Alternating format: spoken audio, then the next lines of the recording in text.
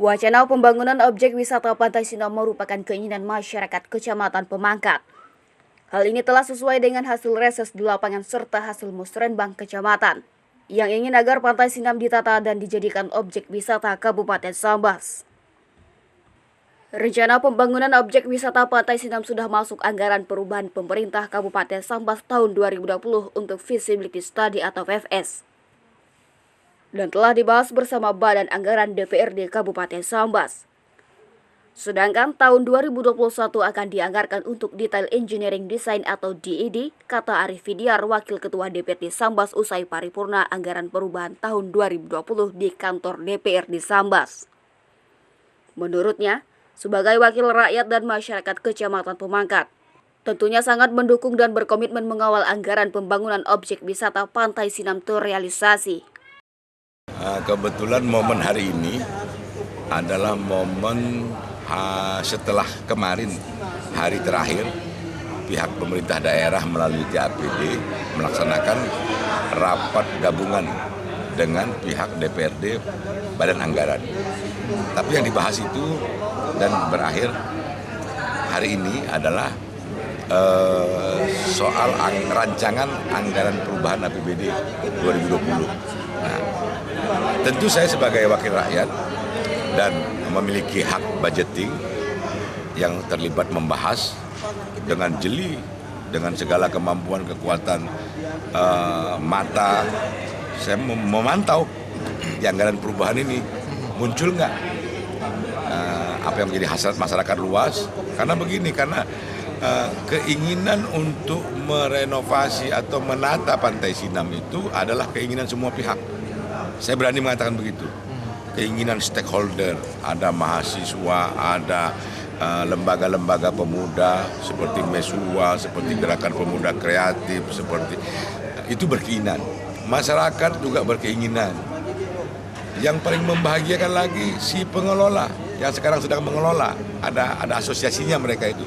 Juga dalam reses saya waktu itu menyatakan berkeinginan siap ini ditata.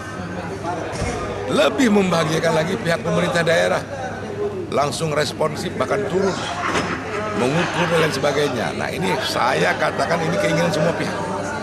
Nah, sehingga tentu sebagai wakil rakyat, apa yang menjadi keinginan rakyat saya tinting benar dalam keseriusan Pemda menopang itu dengan bentuk anggaran. Nah, dalam rapat kemarin terungkap, ya ternyata memang sejak dini pemerintah daerah udah menganggarkan di anggaran induk malah tahun 2020. Namun saya lihat untuk anggaran apa, saya kejar, ternyata itu anggarannya untuk FS, Feasibility Studies. Nah, untuk studi kelayakan. Dengan studi kelayakan inilah nanti baru akan dirumuskan oleh ahli-ahli seperti apa dampaknya, pengelolaan dan sebagainya. Nah, baru dia akan beranjak ke perlunya detail engineering design. Nah, saya tanya juga dengan pihak Pemda kemarin. Ya, ternyata mereka juga berencana menganggarkan DED itu di anggaran induk 2021. Nah, saya katakan tentu ini perlu kita dorong. Nah, saya sendiri sebagai pihak DPRD dan secara lahiriah juga adalah orang sana, bahkan dekat, saya berdiri di depan rumah saja nampak. Kalau dari atas rumah saya itu kelihatan, ya memang kita semua berkeinginan. Nah, saya kejar agar harus ada action ini di akhir 2020, di anggaran perubahan ini. Nah, itu yang kemarin dengan pihak TAPD juga kita sedang rumuskan beberapa ide. Ide pertama bahwa itu tetap akan dibongkar, dibersihkan.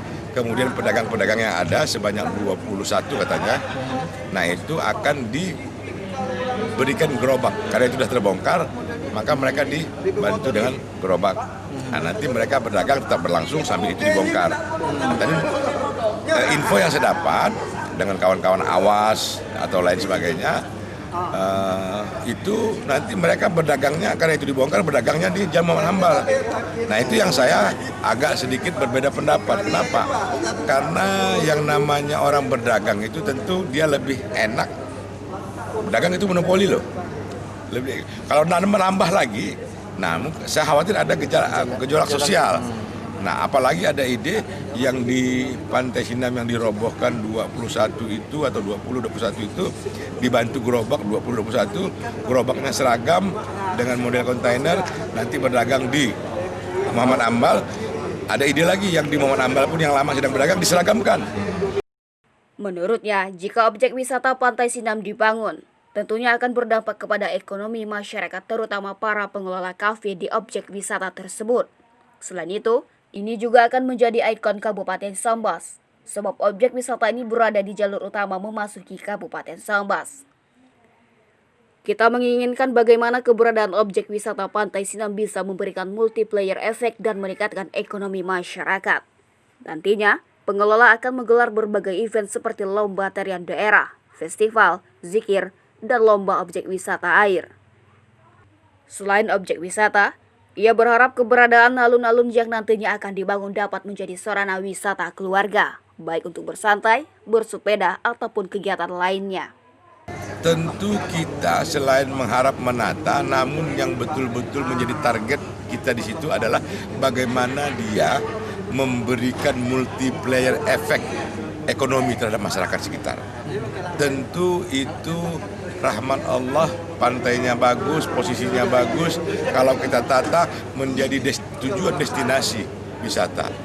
Dalam reses saya di sana, ya kita berdiskusi, meminta masukan, kita menyarankan buat masakan-masakan yang enak, wisata kuliner, wisata bahari, bikin misalnya lomba apa di pantai di laut itu, kemudian setiap hari digelar malam Kamis, malam Sabtu, malam Minggu.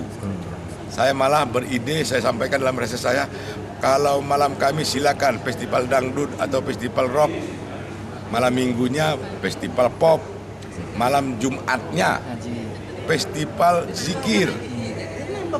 Dan itu suasana terang benderang, agak menjorok ke laut, dibikinkan pentas. Nah, sehingga tidak menutup kemungkinan kita bisa bayangkan malam Jumat Pak Haji pun duduk di pinggir pantai mendengarkan orang berzikir. Kemudian setiap malam Kamis, malam Jumat, malam Sabtu, malam Minggu itu diadakan event festival pertandingan. Ada 20 atau 21 orang yang memiliki warung di situ. Urungan 100.000 satu warung atau 50.000 sehingga terkumpul 500.000 atau 1 juta untuk hadiah. Juara 1 300.000. Dengan adanya event-event itu orang ingin nonton. Dan saya sangat yakin namanya pemuda, dia tidak semata mengharapkan hadiah itu, tapi mereka akan menjadikan itu ajang latihan, ajang tampil, dan mereka akan puas bisa tampil. Kita berharap akan ada dibikinkan trek di pinggir jalan, sehingga orang bersepeda bisa di situ, alun-alun trek. Orang bisa, orang bisa jalan pagi, orang bisa membawa anaknya sambil dengan kereta dorong, untuk anaknya makan sore sambil. Itu yang menjadi harapan. Dan ingat, sunsetnya bagus loh. Kalau matahari terbenam.